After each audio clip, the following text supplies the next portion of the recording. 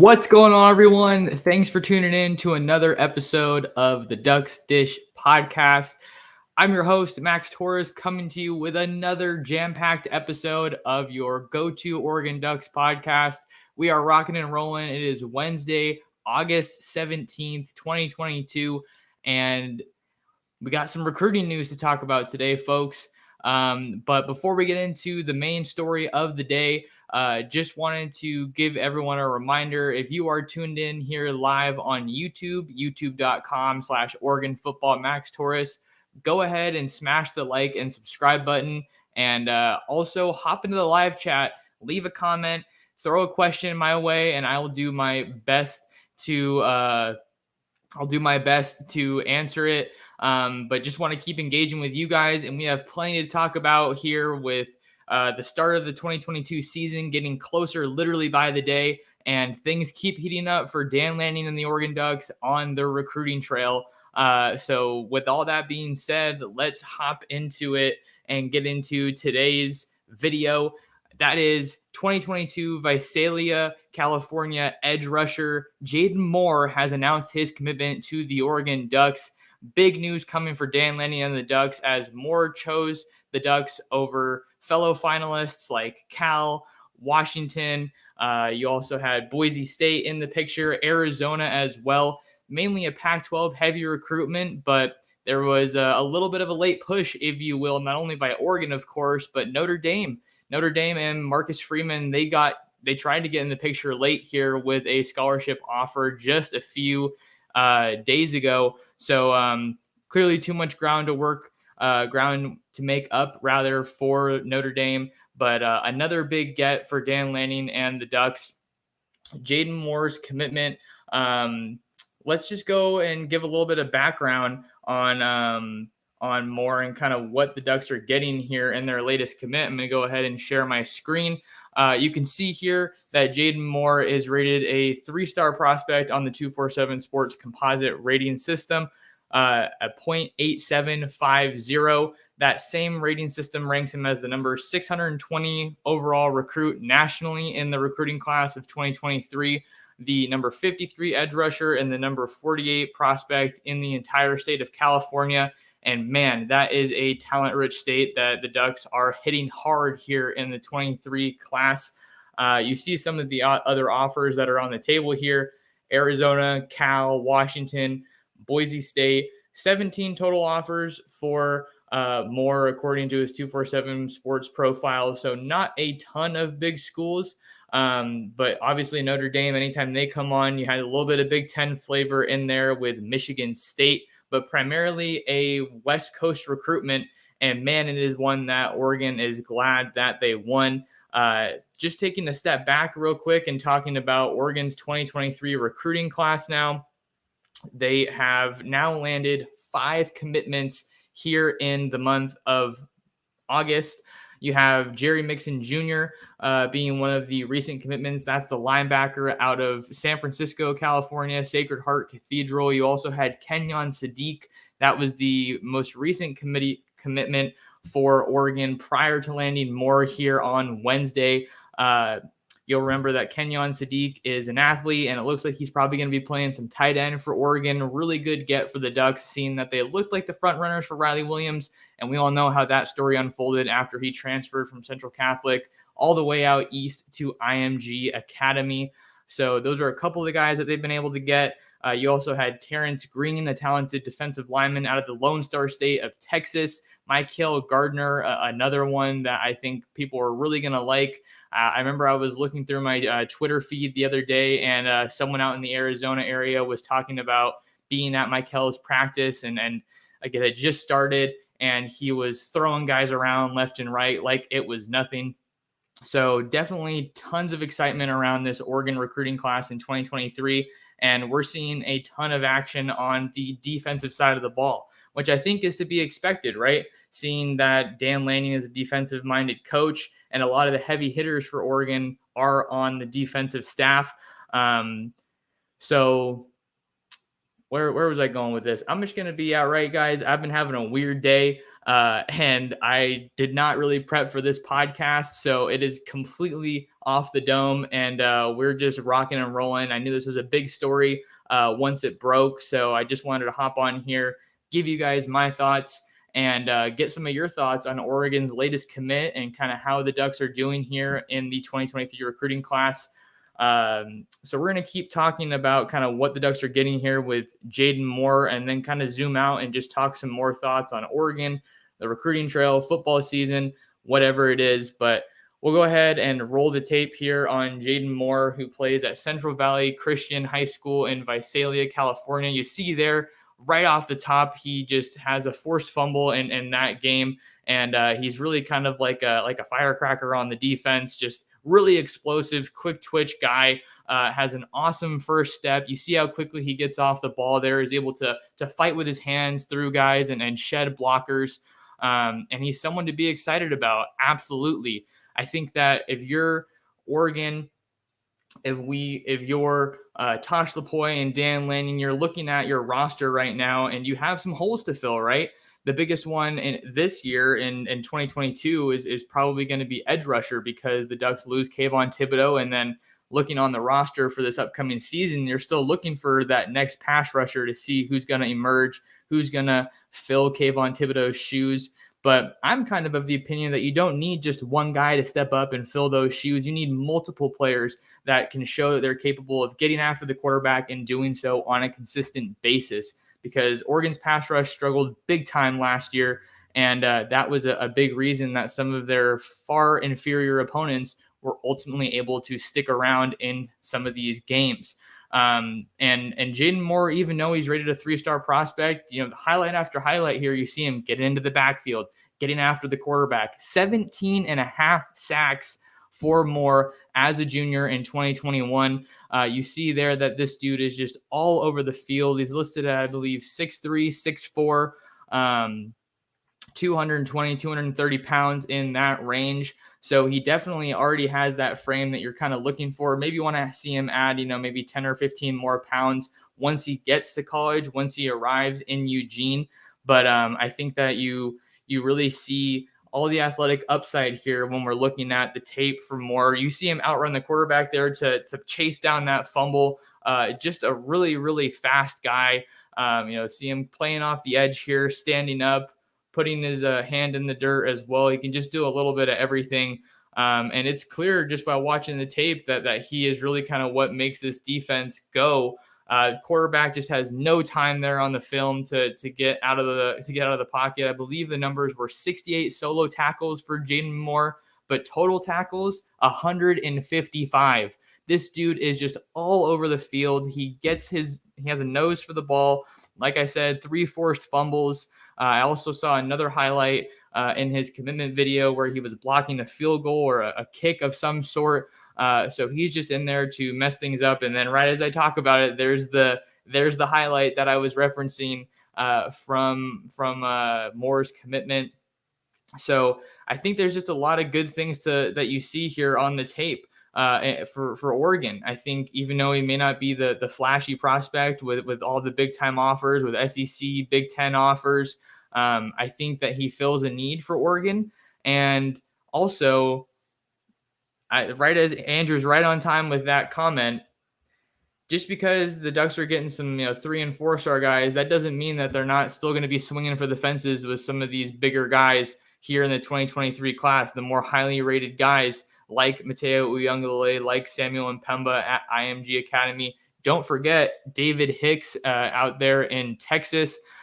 He's a big name that you have to watch as well. So I don't think that it should be a concern, if anyone even wanted to call it that Oregon's taking maybe some of these lower rated guys here in their 2023 class. They're still going to be chasing those guys that are those 5 stars that tend to draw out their recruitments kind of down to the finish line, if you will. Those guys like to take a lot of their official visits in the fall, maybe even sometimes in the winter. And as we've seen, the Ducks just got Josh Connerly in 2022. Look at how late he pushed his recruitment out to. I think that was an April commitment for Oregon. So it's really not over until you sign on the dotted line. And even when they're telling you need to sign on the dotted line, people still have more time. So those are kind of some of my early thoughts there on Oregon's newest commitment, Jaeden Moore. But man, you guys are showing out in the comments. So I'm gonna go ahead and see if we can get some of these up here on the screen. Mikey G says, "Is it my birthday? 5 live streams in one day. Let's go." I know that yeah, Ryan's doing a marathon today. He's been out there on the coast interviewing a bunch of Oregon market people. So always got to give a shout out to Ryan Winter, my guy, Sports Chat 503. He does an awesome job, and he always likes to bring the energy. Remedy says, "Hope you're doing good, Max. Appreciate you doing these lives. I appreciate you tuning into the lives. These are a bunch of fun." And I'm also going to say today is also a good day, not only because Oregon got a commitment, but let's just say I dropped maybe an embarrassing amount of money on a standing desk, and it wasn't working for like the past 3 or 4 days. And lo and behold, Amazon customer support was kind of guiding me through some of the repair techniques, troubleshooting, if you will. And my roommate was the one that was able to ultimately get it to work. So I doubt he's gonna be watching this. Maybe he'll watch it. Shout out Nolan. He might be able to hear me. He's working from home right now. But yeah, no, it's definitely been a good day so far. Remedy, appreciate the comment. Jaeden Moore, all the Moores in Eugene. Jaeden Moore is now the second Moore in Oregon's 2023 class. With Dante Moore jumping into the fold earlier in the cycle. And I think that I really like how this Oregon class is coming together. If you're looking at things in the big picture, right? Let's see if I can get the class back up here on my screen. Give me a second here. All right. So we got this. All right. So we have Oregon's 2023 recruiting class ranked 14th in the country by 247 Sports. That's the system that I like to use. Dante Moore and Jurion Dickey are the headliners. Jurion Dickey also, that's some recent news, is he transferred to Menlo Atherton for his final senior season of high school. There was a lot of chatter and some reports that he was going to be transferring to Mater Dei for his senior season. I did have some sources tell me that, but that ultimately ended up not being the case. So he's going to be playing for the same school as Troy Franklin when he was coming out of high school. So we're going to have to see. Maybe I'll make it out to the Bay Area, go home to see Jurion Dickey live playing for Menlo Atherton. Eric has a question here. Is there any way we finish top 10, or are we realistically looking at 12 to 15? Yeah, I think that there's a way that you can finish in the top 10 for Oregon. I think that they definitely need to get some of these offensive linemen that they're going after. That's obviously been the recent struggle. I know that I saw someone commenting that on one of my recent tweets after Jaeden Moore's commitment, but we'll see if they can get some of these guys in the fold along their offensive line. But there's still a number of guys that they're going after, big-time prospects on the defensive side of the ball. Mateo Uyunglele, I think they're going to be in that one until the very end. USC, Ohio State, definitely some big schools. Clemson as well that you need to watch in that one. But let me see some of the other guys that they're going to be going after. I know Roderick Pleasant is another big-time prospect that they're going after in 2023. He's a top cornerback in the country. He's at Gardner, Jedimbro Sarah. So I'm hopefully going to be able to go see him in person maybe in the coming weeks here. I was at Long Beach Poly a couple days ago, and I actually spoke with 2023 LSU cornerback commit Dalen Austin. He told me that he's planning 4 official visits for the fall, has already taken an official visit to Michigan State, but he's listed Oregon as one of the schools that he wants to make it out to for his official visit. Still strong with his commitment to LSU, but Oregon's still in the running there, and Dalen Austin's one of the top cornerbacks in the country. I believe he's in the top 15. So I think he's someone that the Ducks are still going to be pursuing, and he definitely has some star power to his name. Roderick Pleasant is another one. I think that Oregon's still trying to see if they can get a second back in 2023. I said on one of my previous shows that I think they are still looking into Roderick Robinson, the 2023 UCLA commit out of San Diego Lincoln. That, of course, where the Ducks found Jaleel Tucker, Jaleel Florence, a pair of 2022 defensive backs. And Jaleel Florence wasted no time leaving an impression, leaving his mark on that Oregon team where he got an interception in the spring game. So those are some guys. We could also see them go after, some prospects that are already committed to other schools. I don't think that would be a big surprise either, right? We saw that they got Ashton Kozart when he was committed to Oklahoma, so he flipped from the Sooners, and I just feel like even though they're missing along the offensive line a little bit, I think that they're still going to be able to apply the full court press. We know there's reason to have faith in this offensive line recruiting staff. Obviously Adrian Clem got Josh Connerly, Dave Yulee, Kavika Rogers. You also have Vianney Talamai-Vau on that Oregon offensive line staff. And every time I talk to an offensive line recruit, they always rave about Adrian Clem, about Coach V. So I think that it takes some time. But luckily for Oregon, I'm not going to say that they're super deep along the offensive line past this year, because there's a lot of guys that just haven't played that many snaps. But I talked about it in a recent show about how they still have Jackson Powers Johnson. They have Marcus Harper. We talked about Connerly, Dave Yulee, Faope Lalolu. So they have some guys. I think that it's still realistic that Oregon can finish top 10. They have to start hitting on some of these offensive linemen. But as the season goes, I think that some of these top tier guys that they're going after are probably going to be making it back out to campus, back out to Eugene for a game.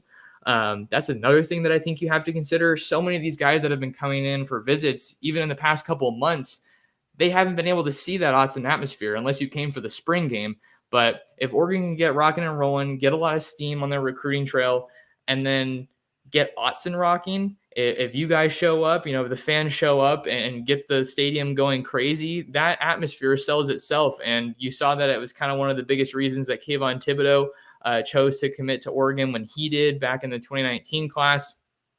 But I think another thing that is interesting just kind of about this Oregon class right now is it really feels like there's a lot of quality per commit, right? I think that's one of the big metrics that you want to look at. We have all of the rankings here pulled up right now, the 2023 from top to bottom. Alabama leading the way at the number 1 spot with 20 commits, 4 or 5 stars, more than any school in the country right now. Averaging 94.26 rating per commitment, closing in on 300 points. We'll see if they get there. Notre Dame with 23 commitments at the number 2 spot. Texas, Ohio State, and Georgia round out the top 5. But look at this number for Oregon, 91.13. I think that's an awesome number. They only have 16 commits right now, which looks like it is the fewest commitments in the top 15 at only 16. So I think that says a lot that they're not just taking guys, to take guys. I think that they're taking guys that they're capable, they're confident are going to be able to contribute early. Just like this comment, give me the grinders. I'll take a 3-star with a 5-star work ethic over the opposite. So that's kind of the point that I'm getting at. 91.13 is well above a 4-star average. If we're looking at around 90 as the kind of basis for a 4-star kind of guy. Sometimes you'll see the 89 guys get a little bit of a bump into 4-star status, but that's something I really like here. And then Oregon's also still just 1 spot behind USC. USC just recently got the commitment of Alani Noah, the 2023 Northern California offensive lineman. That was yesterday. That was one of the big stories in the Pac-12 recruiting scene. So Oregon keeps getting these guys, and they're still chipping away right on USC's heels. But they're going to keep going against them in some of these big recruiting battles. Just to kind of zoom out here and look at the rest of the top 25, you have another Pac-12 school in there with Washington at number 23. They seem like they've cooled off after going on a really, really big run earlier in the summer. I believe that was kind of, in July, they were just absolutely tearing it up.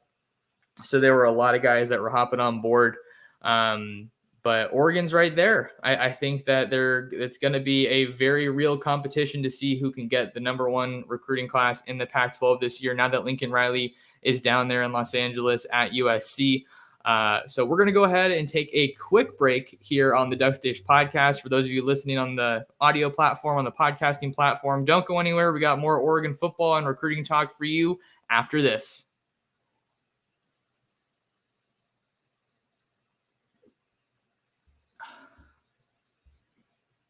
All right, welcome back to the Ducks Dish podcast. I'm your host, Max Torres. We're live on YouTube at Oregon Football Max Torres. We got some folks here in the live chat.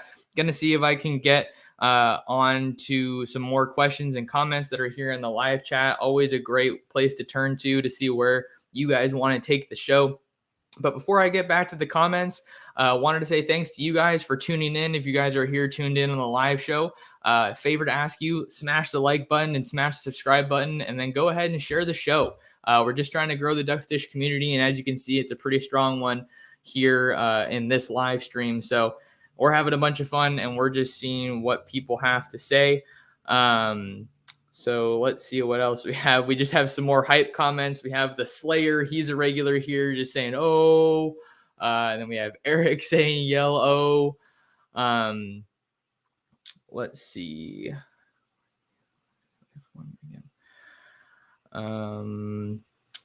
So Andrew's asking, Max, any idea when Fano plans on committing? The Ducks need some offensive line beef. Yeah, I think that Spencer Fano is probably one of those guys that I think I'm feeling pretty confident about when it comes to Oregon and their offensive line pursuits. I also thought that, Oregon's in a pretty good spot with Bryce Bolton. He's an interior guy that people don't know too much about, but he's kind of an up-and-comer on the recruiting trail. But Spencer Fano, I don't know when he plans on committing. He kind of strikes me as someone who wants to take their visits.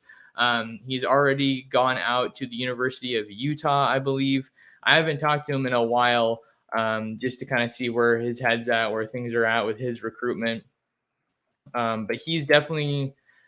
The thing that's so interesting about Spencer Fano is that he's honestly a pretty slight frame for an offensive lineman. I'm looking him up right now, and he's listed at 6'5", 270. So I think that when he gets to college, whatever school he goes to is going to definitely want to get him in the weight room. But I think that he moves really well. He's really athletic for an offensive lineman.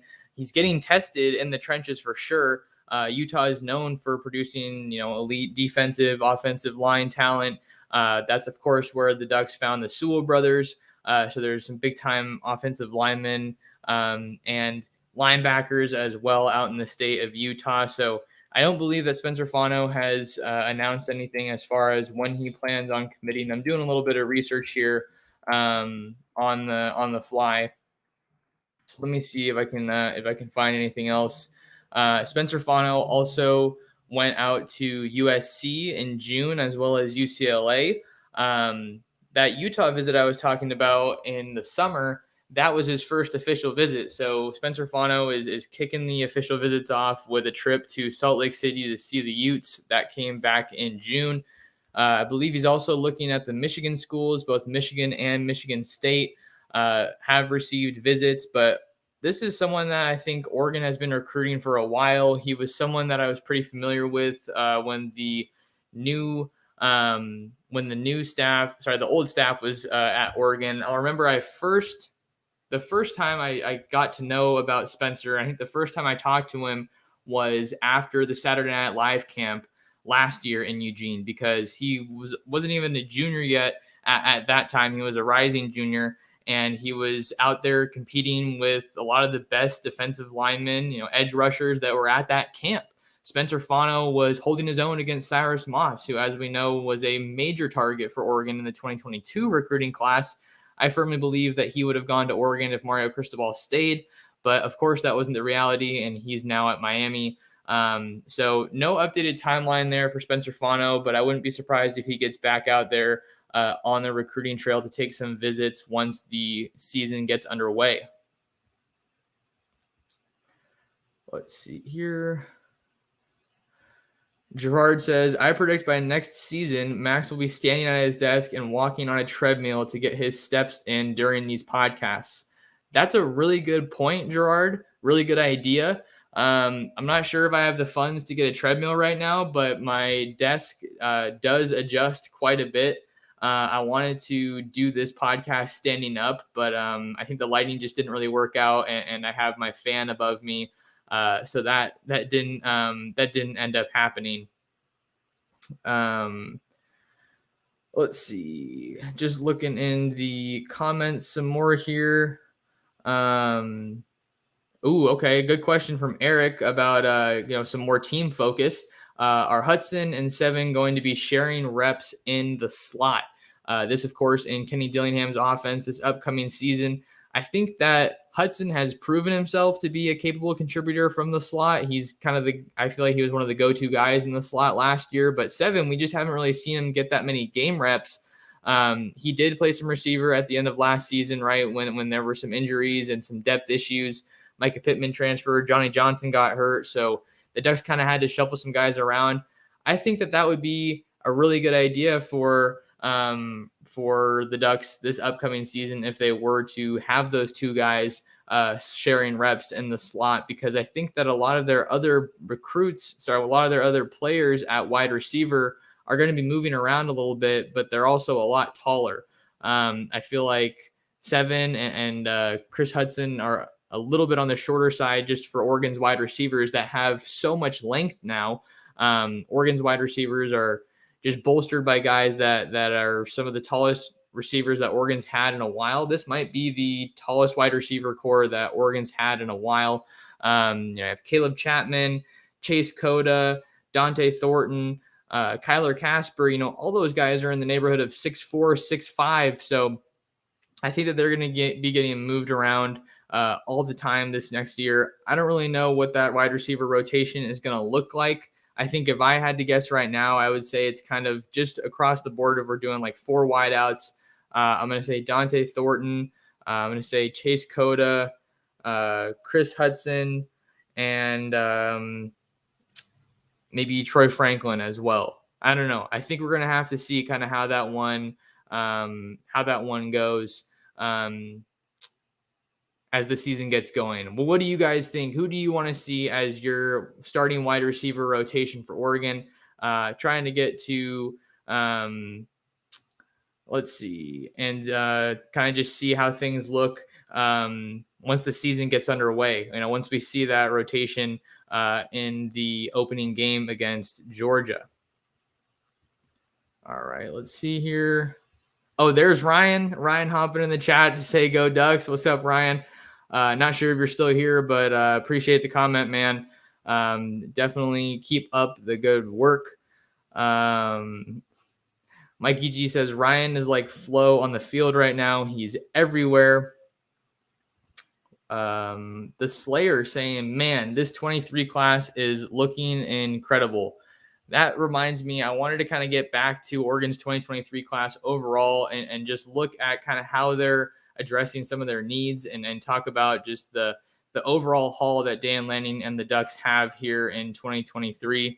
So you have Dante Moore as the headliner. You need to have a quarterback in your 2023 class, right? I think that was such a big commitment for Oregon to get because this is a new coaching staff. You have Dan Lanning, who's a defensive head coach. You have Kenny Dillingham, who is such a young quarterbacks coach and offensive coordinator.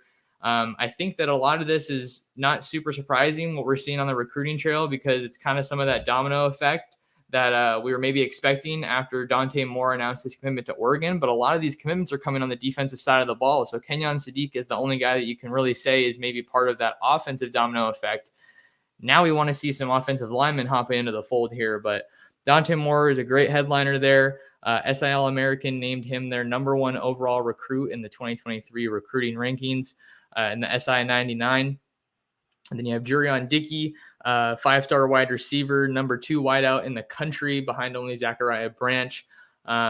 So really big for Oregon to keep adding more offensive weapons. I feel like this has the potential to be one of the most loaded wide receiver cores for Oregon that they've seen in a while. But now they it's like that meme, right? It's like that Kobe, rest in peace, that Kobe video where he's, just talking about motivation. He's like, more. So you can never have too many big time players. Then you have Caleb Presley, who's a top cornerback, number 12 cornerback in the country, Ashton Kozart. Cole Martin, I think he's the one who started this entire class, right? With that New Year's commitment. Really like what he brings to the field as a defensive back at Basha in Chandler, Arizona. Electric guy in the return game as well. So we're seeing the secondary is pretty full at this point. I would think that Roger Pleasant, maybe Dalen Austin are some of the only guys that would maybe join the 2023 class. You also have Cody DeCambra, the Bishop Gorman safety, Tyler Turner, the former Baylor commit. Really like just the length, the ball skills, the versatility that the Ducks have recruited here in their 2023 recruiting class. And then they're beefing up in the trenches, at least on the defensive side of the ball right now, right? Tavita Pomee was the first defensive lineman to hop into the fold. I know the staff really likes him. And, 6'3", 315, that dude is in really good shape. So not a lot of bad weight, if any bad weight, on his body, someone that they could maybe see getting a little bit involved early as a freshman because he has that college-ready frame at 6'3", already 300-plus pounds. Michael Gardner, who I already talked about earlier this episode, Tatum Tuioti, like what he kind of presents at edge rusher, and Colin Gill out of the DC area, Jerry Mixon, super explosive linebacker. So things are definitely coming together on the defensive side of the ball for Oregon. Now they really have to shore up that offensive line, and then you're feeling like you're looking like a pretty good haul there overall as a class. I think we did see we did get a super chat here from Eric. Thank you for the donation, Eric. He said Max's treadmill fund, quack quack. Always nice to get the super chats from you guys. Really appreciate the support. So we're gonna keep rolling through here. Let's see what else we got. Looking through the comments. Let's see. Andrew said, time to get Max a Phil Knight NIL package. Okay, here's another question about Oregon football for the 2022. Another question, where is Bridges going to play this season? I know he's trained up on both cornerback and safety.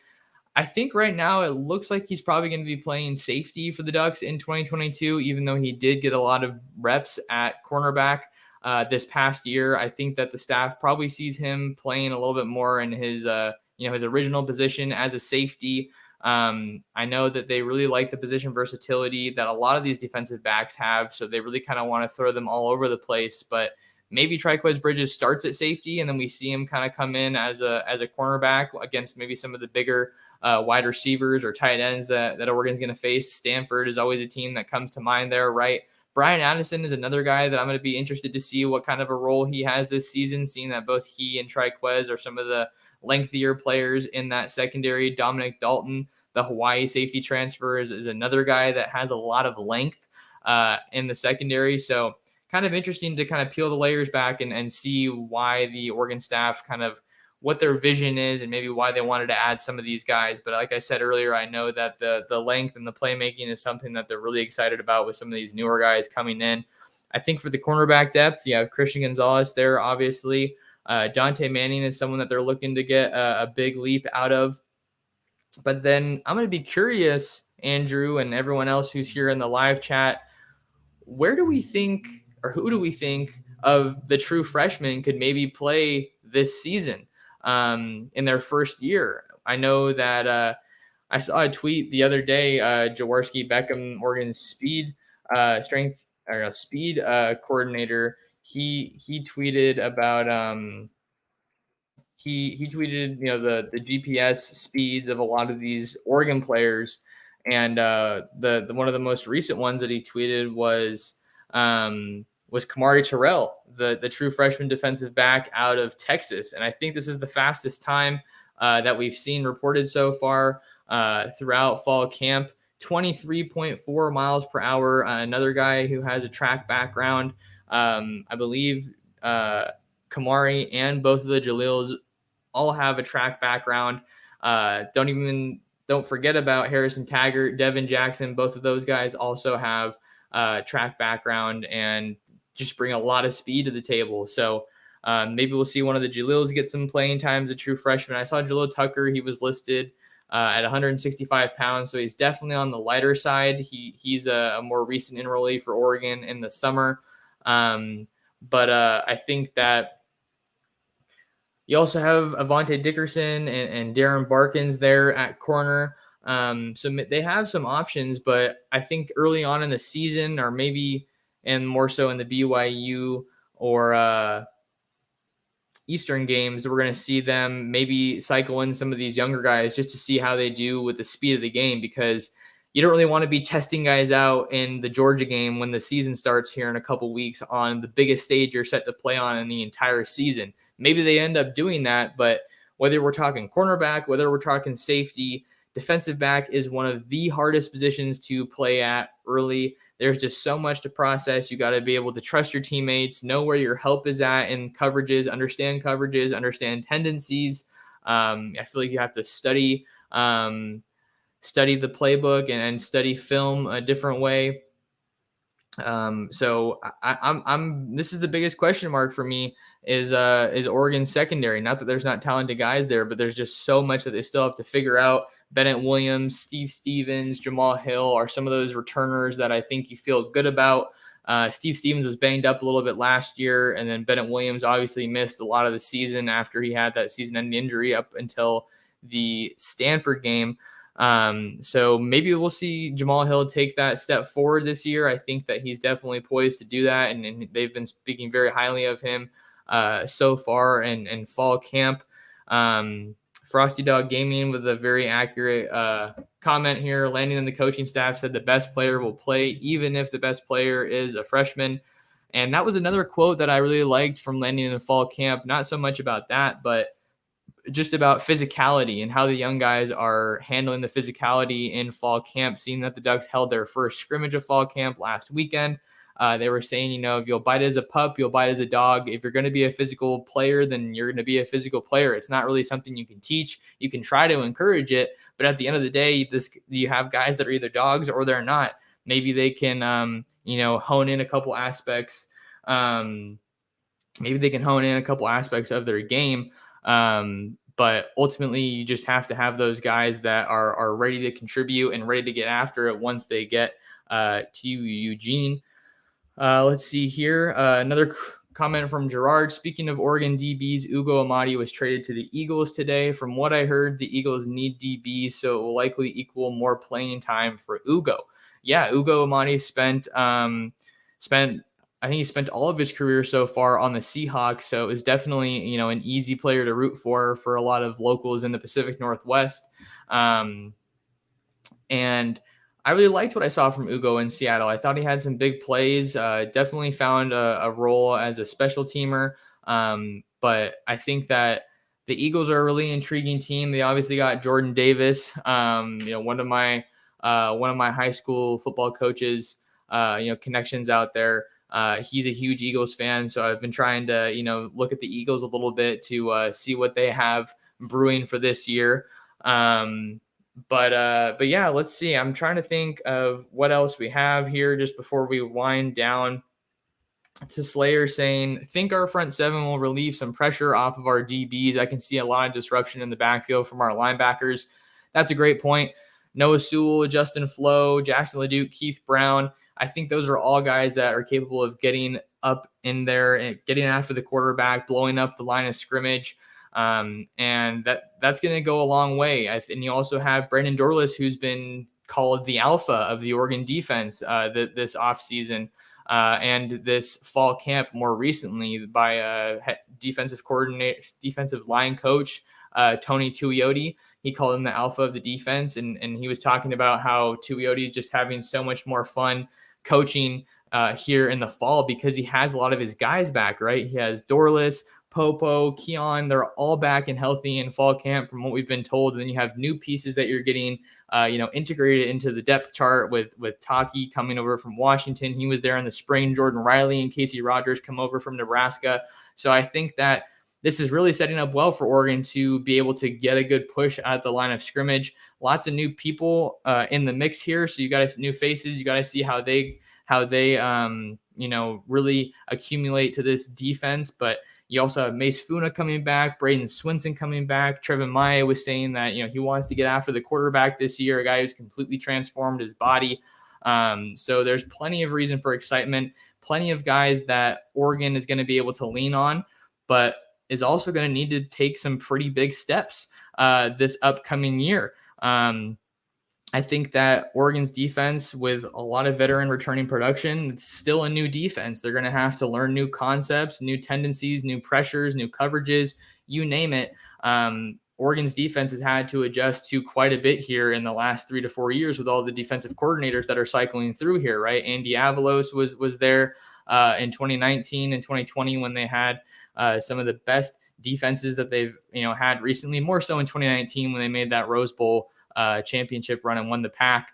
But then you also had Tim DeRuyter come in, and then now you have Tosh Lapoy and Matt Pallage, the co-defensive coordinator, then Dan Lanning, of course. So there's plenty of guys that they're going to need to learn from here as they get their bearings for the 2022 season. But that'll do it for us on this episode of the Ducks Dish podcast. A big commitment for Oregon today with 2023 edge rusher Jaeden Moore joining the flock as Oregon's 2023 recruiting class continues to ascend here in 2023 up the rankings, right on USC's heels. But I'm going to get out of here, guys. If you can do me a favor, smash the like button, smash the subscribe button, and share the Ducks Dish podcast. Share the YouTube channel with your friends, family, and other Duck fans. But that'll do it for us here on this episode. And we will see you guys in the next episode of the Ducks Dish podcast.